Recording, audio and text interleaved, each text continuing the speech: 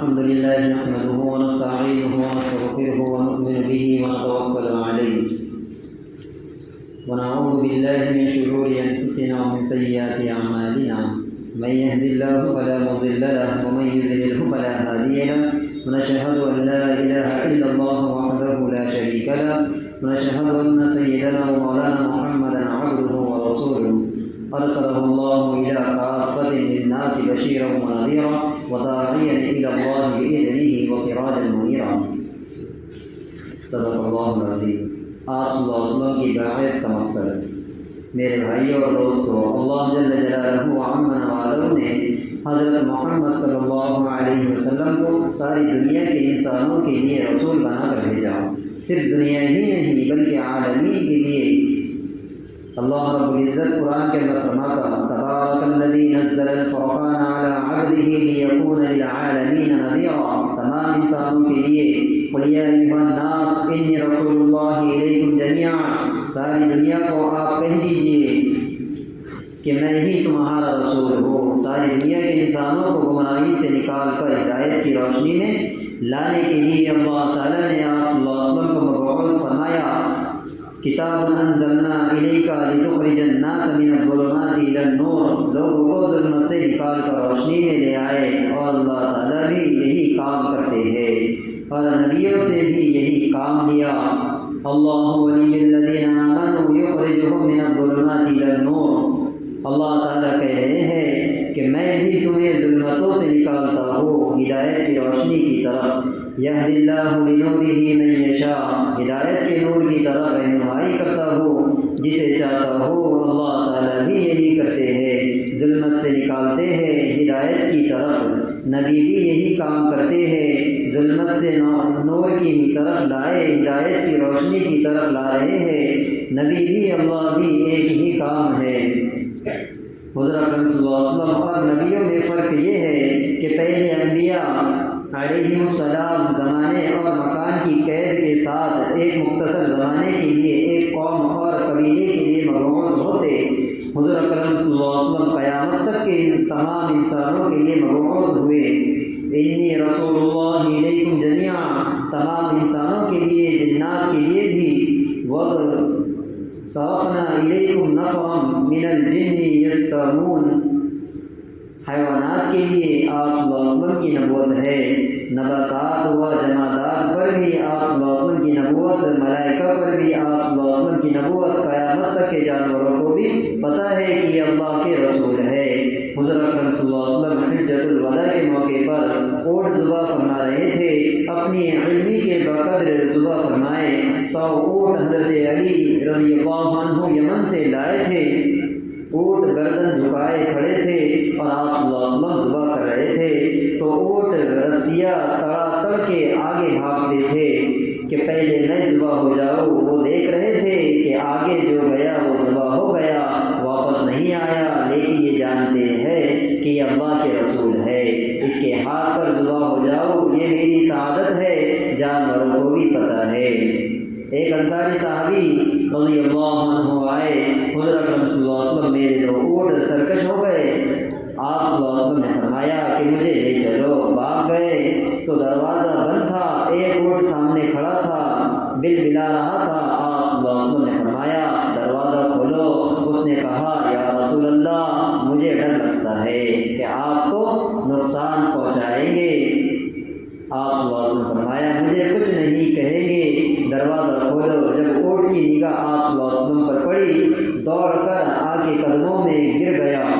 القا بجرانا، کہ آپ صلی اللہ علیہ وسلم نے رسی سے باندھ لیا کہ لے، یہ کبھی تیرا نافرمان نہیں ہوگا۔ دوسرے کی طرف دیکھا تو وہ بھی اسی طرح آیا اور آپ کے قدموں پر سر ڈال دیا۔ آپ نے اس کو بھی رسی سے باندھ دیا کہ لوگ یہ بھی نافرمانی نہیں کرے گا، جانوروں کو بھی پتہ ہے۔ حضرت علی رضی اللہ عنہ فرماتے ہیں کہ آپ صلی اللہ علیہ وسلم درختوں کے پاس سے گزرتے، درخت کہتے السلام علیک یا رسول اللہ، یہی حال پتھروں کا تھا۔ پیشاب کرنے نکلے، جھاڑیاں چھوٹی چھوٹی سی تھی، ان کے پیچھے پردہ نہیں ہو سکتا تھا۔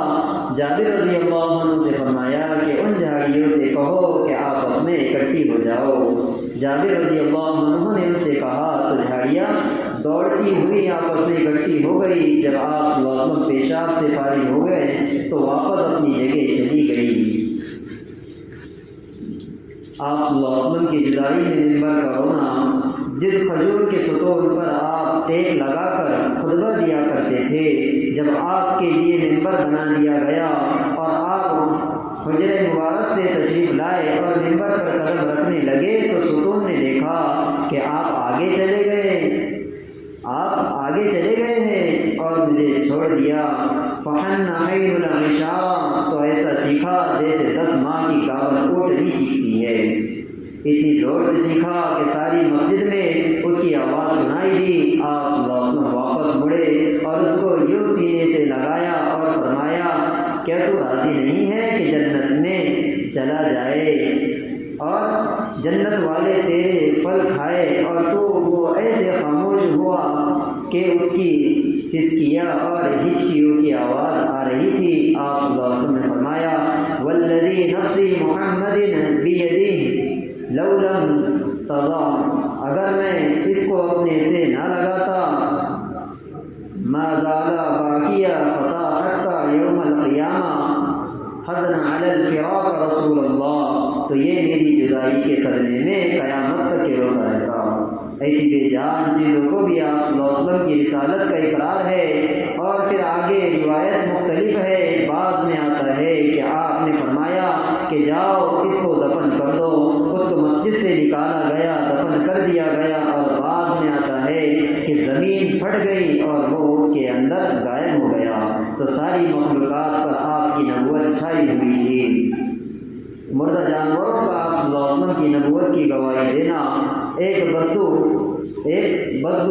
جو گرگٹ کی شکل میں ہوتا ہے، کیا آپ کی خدمت میں حاضر ہوا، اور ایک بدو آپ کی خدمت میں حاضر ہوا، اس کے ہاتھ میں ایک مری ہوئی گوہ تھی، مری ہوئی گھوڑ تھی، آپ کے سامنے پھینکی اور کہنے لگا، جب تک یہ تیری رسالت کی گواہی نہ دے اس وقت تک میں تیری رسالت کی گواہی دینے کے لیے تیار نہیں ہوں۔ وہ بھی مردہ تھی۔ آپ نے اس سے ارشاد فرمایا، اے گوہ نے کہا، لبیک و سعدیک یا رسول اللہ، مزینہ وما فی یوم القیامہ، لبیک میں حاضر ہوں، اے قیامت کے دن کو زینت بخشنے والے، جتنے بھی قیامت میں آئیں گے سب کو زینت بخشنے والے۔ آپ نے فرمایا، من تعبد، تو بندگی کس کی کر رہی ہے؟ یہ مردہ ہے، شکار شدہ ہے۔ کوہ نے جواب دیا، من فی السماء عرشہ وفی الارض سلطنہ وفی البحر سبیلہ وفی الجنہ رحمتہ وفی النار عقبہ، میں اس کی بندگی کرتی ہوں جس کا عرش آسمانوں میں اور سلطنت زمینوں میں، اور اس کے بنائے ہوئے راستے سمندر میں، رحمت جنت میں اور عذاب جہنم میں ہے۔ آپ نے فرمایا، من انا، میں کون ہوں؟ کون فرمائی؟ ایک گوہ، مری ہوئی گوہ کو اللہ کے نبی نے فرمایا، من انا، یعنی میں کون ہوں؟ گوہ نے جواب دیا، انت رسول رب العالمین و خاتم النبیین، آپ اللہ کے رسول ہے اور خاتم النبیین ہے۔ قد افلح صدق وقد خاب من کذب، آپ کے ماننے والے کامیاب اور ٹھکرانے والے ناکام۔ تو بھائیو، اللہ نے آپ کو قیامت تک کے انسانوں کے لیے نبی بنا کر بھیجا، آپ کو ممتاز نبوت ملی ہے، پھر اس امت کو بھی اللہ تعالیٰ نے دوسری امتوں سے ممتاز بنایا ہے، دوسری امتوں سے زیادہ بہتر اور افضل بنایا ہے۔ کنتم خیر امۃ اخرجت للناس کا خطاب دیا ہے، آپ سب سے بڑی امت ہو، تم سب سے اعلیٰ اور اونچی امت ہو، جیسے حضور صلی اللہ علیہ وسلم کو اونچا بنایا ایسے ہی آپ کی امت کو بھی سب سے افضل اور اعلیٰ بنایا۔ قیامت تک آپ کی نبوت چلے گی، قیامت تک آپ کی امت چلے گی، پھر آپ پر جو کتاب اتاری وہ بھی قیامت تک کے انسانوں کے لیے ہے۔ ہاں، ہدی للناس، یہ ہدایت ہے سارے انسانوں کے لیے، ھذا بلاغ للناس وَلِيَنْظُرُونَ وَلِيَعْلَمُونَ إِنَّمَا هُوَ إِلَٰهٌ وَاحِدٌ وَلِيَذْكُرُوا أُولُو الْأَلْبَابِ، یہ پیغام الہی ہے سارے انسانوں کے لیے تاکہ اس سے انہیں ڈرایا جائے، وہ لے کہ اللہ ایک ہے اور نصیحت پکڑ لے۔ تبارک الذی نزل الفرقان علی عبدہ، یہ فیصلہ کرنے والی کتاب، یہ جدا کرنے والی کتاب سارے عالمین کے لیے ہے۔ انہ لقول فصل وما هو بالهزل، یہ فیصلہ شدہ کتاب ہے، مذاق نہیں ہے۔ کتاب فصلت آیاتہ قرآنا عربیا لقوم یعلمون، وہ کتاب ہے، یہ وہ کتاب ہے جس میں آیت کو کھول کھول کر بیان کیا گیا ہے۔ ایک بات بار بار چلتی ہے، تکرار ہے، اس میں ہے تبلیغ کی طرح 6 نمبر کی رٹ لگاؤ، کلمے کی رٹ لگاؤ، نماز کی رٹ لگاؤ۔ یہ قرآن کا سلوک ہے، جو چیزیں پیدا کرنی ہوتی ہیں اسے بار بار کہا جاتا ہے۔ یہی فرق ہے کہ ایک خطیب میں اور ایک داعی میں۔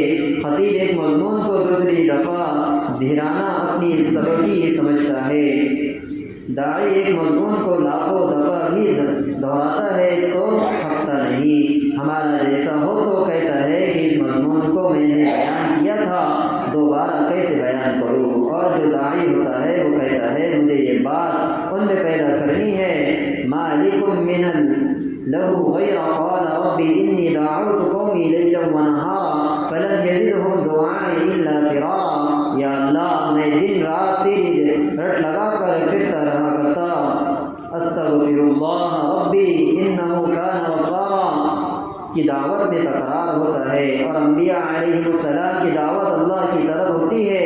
اللہ کی عظمت کا سکہ بٹھاتے ہیں، اپنی عظمت بٹھاتے ہیں، یہ تکرار کے بغیر وجود میں نہیں آ سکتا۔ اس لیے اللہ نے قرآن میں فرمایا کہ اس کے مضامین بھی مختلف ہے، بار بار آتے ہیں۔